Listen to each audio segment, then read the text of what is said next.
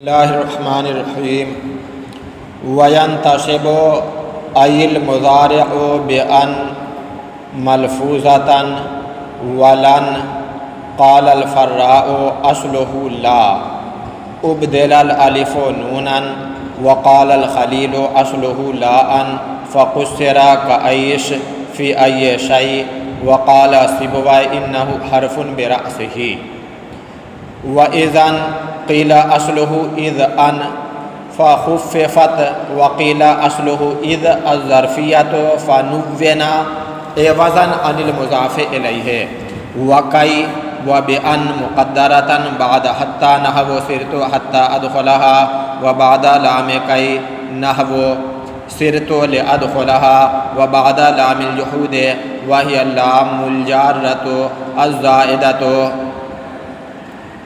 وهي لام الجارة الزائدة في خبر كان المنفي نحو ما كان الله ليعذبهم لأن هذه الثلاثة جوار فيمتنع دخولها على الفعل إلا بجعله مصدرا بتقدير أن المصدرية۔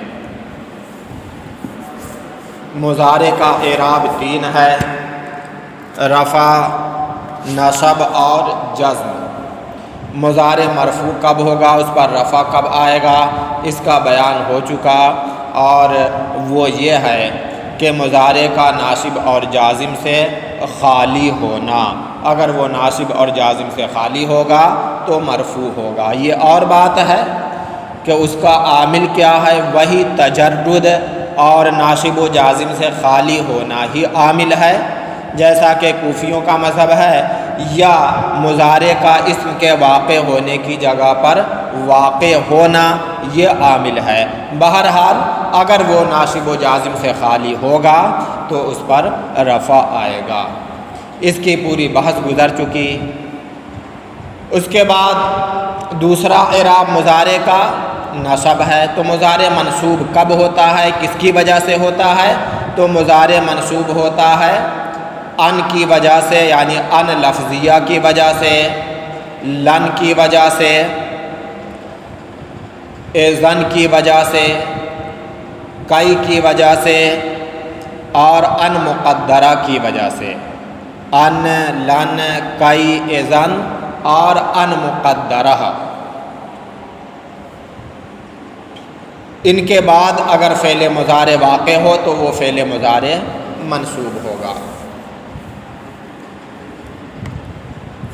اسی طریقے سے حتیٰ کے بعد، لام جہد کے بعد، لام کئی کے بعد اگر مضارع آئے تب بھی وہ مضارع منصوب ہوگا، لیکن اس کے لیے کچھ شرطیں ہیں، ان شرطوں کا بیان بعد میں ہوگا، پہلے اتنا پڑھ لیجئے۔ وَيَنْتَصِبُ أَيْ الْمُضَارِعُ بِأَنْ مَلْفُوظَةً، اور وہ منصوب ہوتا ہے یعنی مضارع ان ملفوظہ کی وجہ سے، یعنی ان لفظیہ کی وجہ سے۔ ملفوظہ اس لیے کہا ہے کہ ایک اور ان ہے، اس کی وجہ سے بھی مضارع منصوب ہوتا ہے، لیکن وہ ان مقدرہ ہے، ان لفظیہ نہیں ہے۔ تو دونوں ان کی وجہ سے، چاہے ان لفظیہ ہو یا ان مقدرہ ہو، دونوں ان کی وجہ سے مضارع منصوب ہوتا ہے۔ ان لفظیہ کی وجہ سے ولن، اور لن کی وجہ سے۔ قال الفراء اصلہ لا، فرا نے کہا ہے، فرا ایک نحوی ہیں، انہوں نے کہا ہے کہ لن کی اصل لا ہے۔ تو پھر لن کیسے ہو گیا؟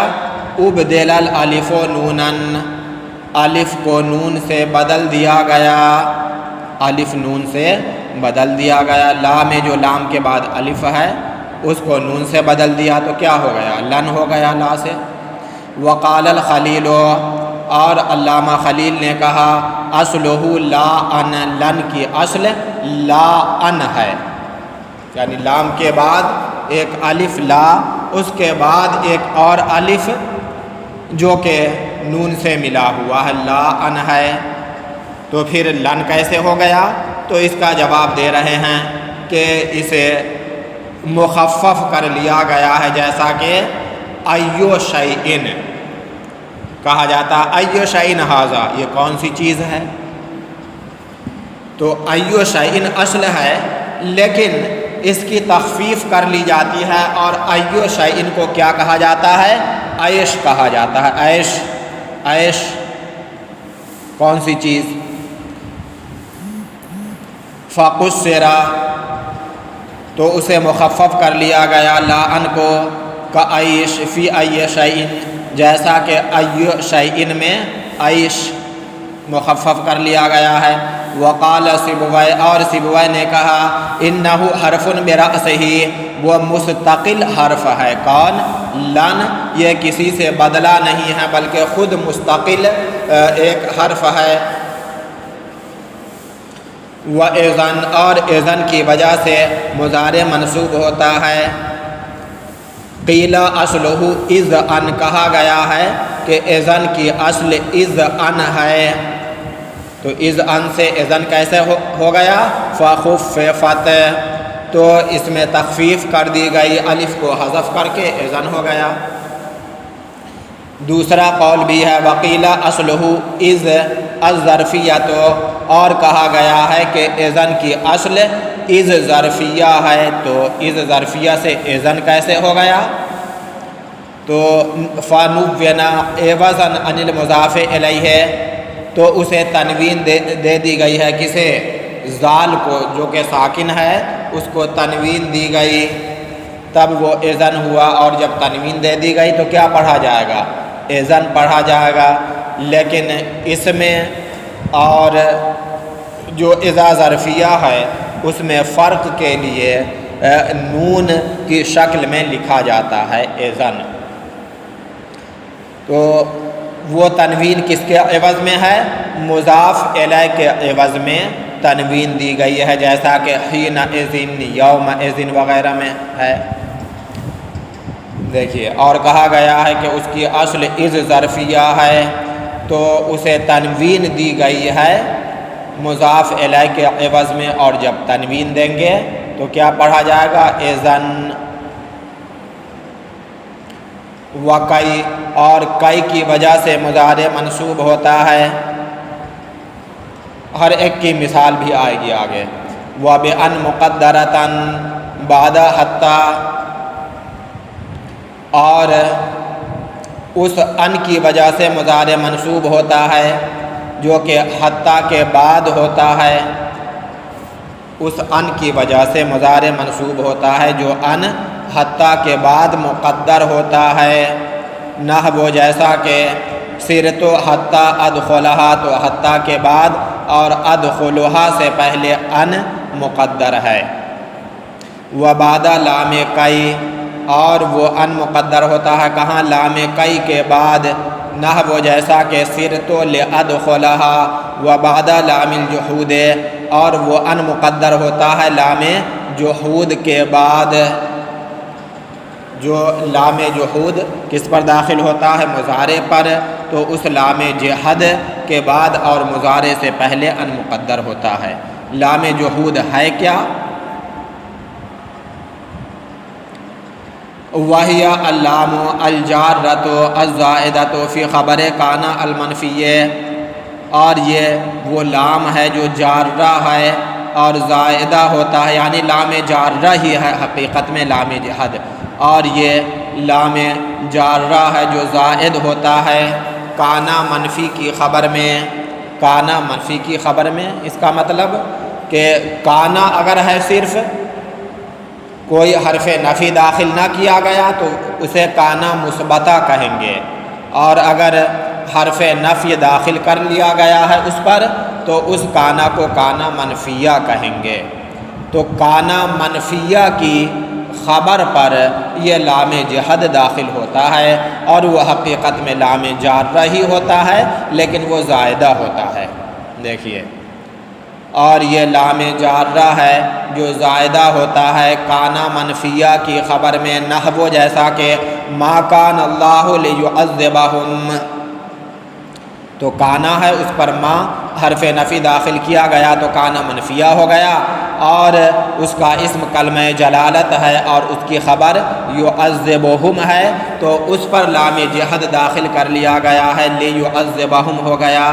ترجمہ پہلے اس آیت کا دیکھیے، ما کان اللہ لیعذبہم وانت فیہم، اور اللہ کی یہ شان نہیں کہ وہ انہیں عذاب دے اس حال میں کہ آپ ان کے درمیان ہوں۔ رسول اللہ صلی اللہ تعالیٰ علیہ وسلم کو مخاطب کر کے کہا گیا، انتا سے مراد رسول اللہ صلی اللہ علیہ وسلم ہیں کہ آپ جب تک ہوں گے، اللہ تعالیٰ کی یہ شان نہیں کہ جن لوگوں میں آپ ہوں گے ان لوگوں پر اللہ عذاب نازل کرے، انہیں عذاب دے۔ تو حضور کے صدقے میں گنہگار بھی عذاب سے بچ گئے، جیسا کہ اور قوم کے بارے میں یہ ہے کہ زمین پلٹ دی گئی، ہلاک کر دیا گیا، طرح طرح سے ان پر آسمانی عذاب نازل ہوا، لیکن امت محمدیہ صلی اللہ تعالیٰ علیہ وسلم اس طرح کے عذاب سے محفوظ ہے، اور یہ رسول اللہ صلی اللہ تعالیٰ علیہ وسلم کے صدقے میں ہوا ہے۔ اگرچہ گناہوں میں ملوث ہے یہ امت بھی، تو رب نے فرمایا ما کان اللہ لیعذبہم وانت فیہم۔ ان تینوں کے بعد، حتیٰ کے بعد، لام کئی کے بعد، لام جحود کے بعد ان مقدر کیوں ہوتا ہے، اس کی وجہ بیان کر رہے ہیں۔ وجہ یہ ہے کہ حتیٰ بھی حقیقت میں حرف جار ہے، اور کئی بھی یہ بھی جارہ ہی ہے، اور لام جحد بھی یہ بھی جارہ ہی ہے، لام جارہ ہی ہے۔ اور حروف جارہ کا خاصہ یہ ہے کہ وہ اسم ہی پر داخل ہوتے ہیں، فعل پر داخل نہیں ہوتے ہیں۔ تو یہاں صرت و حتیٰ ادخلہا میں حتیٰ کس پر داخل ہے؟ ادخلہا جو فعل ہے اس پر داخل ہے، حالانکہ اس کا خاصہ یہ ہے کہ وہ اسم پر داخل ہو، حرف جار۔ تو اب اس کی صورت کیا بنے گی تطبیق کی؟ تو صورت یہ بنے گی کہ ادخلہا فعل مضارع ہے، اس سے پہلے ان مقدر مانا جائے گا، اور وہ ان مصدریہ ہوگا۔ جب ان مصدریہ کو مقدر مان لیں گے تو اس کے بعد آنے والا فعل مضارع مصدر کی تعویل میں ہو جائے گا، یعنی مصدر ہو جائے گا، اور ظاہر ہے مصدر کیا ہوتا ہے؟ اسم ہوتا ہے۔ تو اب یہ کہا جائے گا کہ حتیٰ کا دخول حقیقت میں فعل پر نہیں ہے بلکہ اسم پر ہے، مصدر پر ہے۔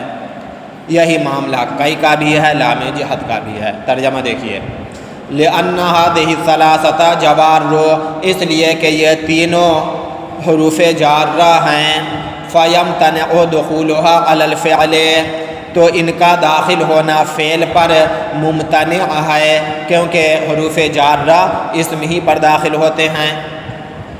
إِلَّا بِجَعْلِهِ مَصْدَرًا، مگر فعل کو مصدر بنا کر کے، کیسے مصدر بنایا جائے گا؟ بتقدیر ان المصدریت، ان مصدریہ کو مقدر مان کر کے۔ اور جب ان مصدریہ کو مقدر مانا تو ان نے اپنا عمل کیا، اور ان کا عمل یہ ہے کہ مضارع کو نصب کرتا ہے، لہذا ان کے بعد آنے والا فعل مضارع منصوب ہوگا۔